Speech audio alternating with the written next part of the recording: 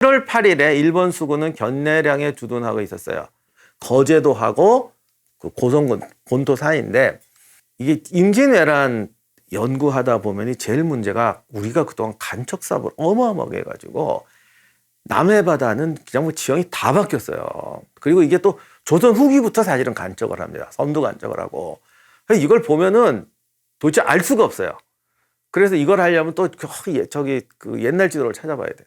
거제도 여기는 거의 매립을 안 했더라고요. 그래도 지금 그 거제대교 그 부근은 옛날 모습과 거의 똑같습니다. 다행히. 노량해전 벌어지고 이런 곳은 지금 완전히 땅이 되고 그랬어요. 아무튼 이제 요 견내량은 다행히 이제 옛 모습 그대로 있는데, 이틀이 지났는데도 일본군이 거기 있었다는 것은 제 짐작에는 얘들도 좀 겁을 먹고 이 상황을 보고 있었던 것 같아요. 왜냐하면 우리가 전쟁하는데 뭐 조령, 문경세제 뭐 이런 말 하지만 양쪽이 절벽이고 이런 좁은 통로를 지나가려면 신경 쓰이잖아요. 그러니까 얘들도 거기를 이제 주춤해가지고 기다리고 있었던 것 같아요. 어떻게 보면 빨리 왔어야 되는데 주춤하고 있었거나, 아니면 옛날 바다라는 게 도무지 알 수가 없는 게, 그 제가 처음 시작할 때 왜 스시마에서 부산까지 오는데 여기 새벽에 떠나서 뭐 오후에 왔다고 그랬는데, 많은 분들이 그러니까 부산서 스시마까지 그냥 한낮이랑 왔다 갔다 하는 줄 아시고 계신데, 절대 그게 아니고 바람이 불면 6시간이면 가는데 그 바람이 재수 없으면 2달을 기다려야 불어요. 그래서 옛날에 건너가는 길이는 이 6시간이라고 말할 수가 없어요. 바람 부는 날까지 포함해야 됩니다. 부산에서 견내량까지 오는데 일본 함대가 이틀 동안 지체한 거는 바람이나 물살 때문일 수도 있어요.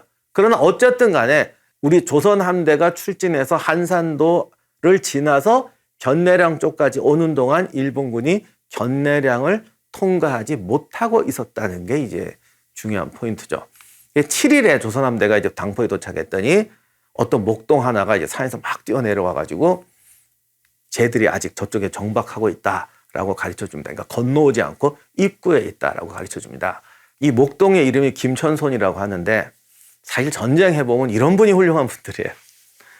근데 이분도 정말 자원에서 온 건지, 아니면 이제 그 동네에 그런 뭐 의병이라든가 이런 조직이 이렇게 망대로 세워놨던 건지는 잘 모르겠어요. 거기서 영등포에 있는 게 정확히 또 뭐 보이기도 하지만 정확히 모를 수도 있는데, 와서는 제가 볼 때는 이 조직원이 아니었나 싶습니다. 그리고 왜냐하면 당시에 좀 우리가 슬픈 일이지만 일본에 협력하는 사람도 있거든요. 어느 나라나. 그래서 누가 와서 이렇습니다, 이걸 믿을 수가 없어요.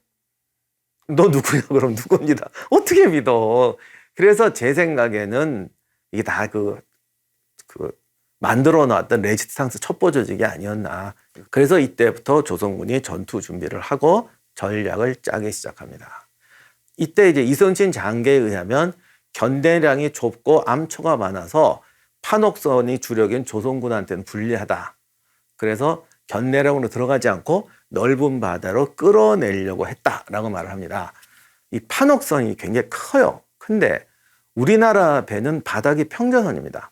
그러니까 평저선이라는 게 이제 바닥이 평평하다는 거예요. 그러면 이제 많은 분들이 바닥이 평평하고 일본 배는 요즘 배처럼 이렇게 깊지는 않지만 일본 배는 조금 이렇게 들어가 있어요. 이거를 밑이 뾰족하다고 그래서 첨저선이라고 합니다. 그럼 바닥이 넓으니까 파도가 치면은 잘 뒤집어져요. 이게 위험합니다. 근데 한려수도 같이 이런 조용한 바다에서는 뭐 나름대로 장점이 있는데, 여기서 이제 중요한 착각하는 게 평저선이니까 이게 회전이 좋다라고 얘기하시는 분이 계신데, 이거는 그럴 수도 있어요. 이론적으로 보면. 근데 바다라는 건 아무리 잔잔해도 파도가 치고 조류가 친다고요. 그러니 정말로 이게 이렇게 돌 수 있는 전 진짜 의문이에요. 배가 지금도 아무리 잔잔한 바다도 현재 배도 이렇게 안 틉니다. 이렇게 물살 따라 돌아요. 근데 과연 평저선이라고 이렇게 팽 돌겠어요? 그다 전복되지? 그래서 이거는 뭐 나중에 실험해 봐야겠지만, 실제로 제가 봐서 절대로 이렇게 뱅글뱅글 돌 수 있는 수준은 아니라고 봅니다. 뭐 그럴 수가 있을지도 모르겠습니다만, 보통은 좀 물살이 있다 치면, 거기다 견내량이라는 것은 좁으니까 물살이 빠르잖아. 그렇게 들어가는데, 옛날은 조류를 따라 움직이기 때문에 우리가 생각한 것처럼 직선으로 못 갑니다. 이게 유격이 좀 있어야 돼요. 근데 중간에 암초도 있지. 그리고 이순신장을 제일 무서워하는 게 판옥선이 크다 보니까 이렇게 부딪히면 바닥이 얕으니까 전복이 돼버려요. 실제 그런 사례가 있어요. 전투하다가. 그래서 이 간격 유지하는 거를 굉장히 신경을 많이 쓰는데 이 간격이 정확히 몇 메타라고는 안 나와 있는데 뭐 조류에 따라 달랐을 것이고 실제로 이 간격이 되게 중요하기 때문에 좁은 곳에 들어가면 판옥선을 이렇게 대여를 못하게 되죠. 그리고 일본군의 특징은 작은 배가 와서 싸서 타고 올라오는 거예요. 그걸 등선 육박 전술이라고 하는데 큰 배가 와서 부딪히고 작은 배들이 달라붙어서 타고 올라오거든요. 그러니까 우리는 가능한 한 넓게 퍼져서 배들끼리 엄호를 해줘야 됩니다. 좁은 곳으로 만약에 배가 조금 들어가게 되면 일본군이 정면으로 와서 부딪힐 것이고 이렇게 싸움하면 조선군한테 훨씬 불리해집니다. 이렇게 되니까 끌어내서 싸우는 게 좋아요. 그리고 나무배는요 격파에도 깔아앉질 않아요. 그러니까 타고 조금만 옆으로 가면 육지로 올라갈 수가 있죠. 그래서 이순신 장군이 이유를 댄 게 여기서는 이겨도 얘들이 옆에 육지로 올라가 버리고 거제도는 일본군이 점령하고 있었거든요. 아 그리고 또 하나 위험한 게 가까이 붙으면 거제도에 있는 육군들이 또 저기 총 쏘고 공격을 합니다. 그러니까 우리가 들어가면 거꾸로 복병한테 당하는 꼴이 되는 거예요. 그러니까 넓은 바다로 끌어내야 된다. 그래서 판옥선 한 대여섯 척을 견내량에 집어넣습니다. 근데 대여섯 척을 집어넣었다는 걸 봐서는 그 정도면 꽉 차는 규모는 아닌가 싶어요. 쫙 온이고 요게 이제 기술이죠. 가서 유인하는 게 생각처럼 쉽지가 않거든.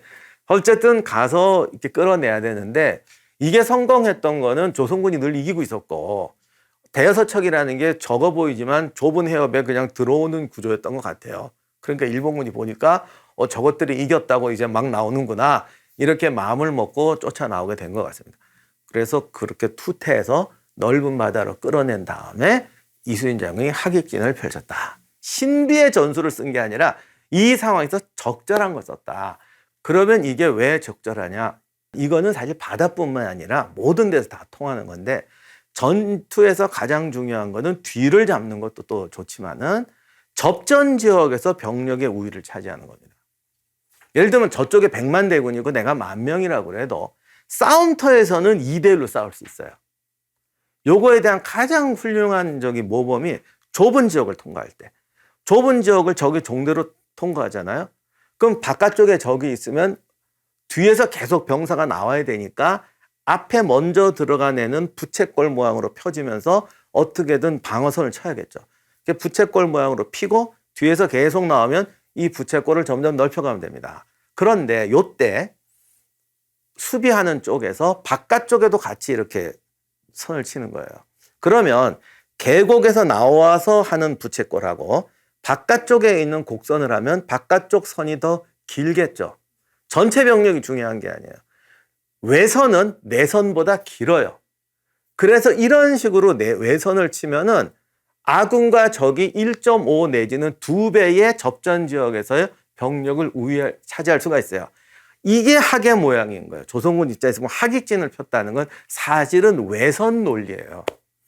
그러니까 쉽게 말하면 조선군이 가장 잘 싸울 수 있는 전술로 끌어넣은 거예요.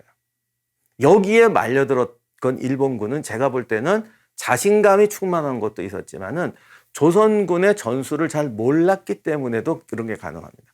그러니까 일본군은 용감하게 돌진했을 것이고 송곳처럼 적을 깨트리면 된다. 쫙 나오는데 조선군이 싸더니 갑자기 십자파로 때리기 시작하는 거죠.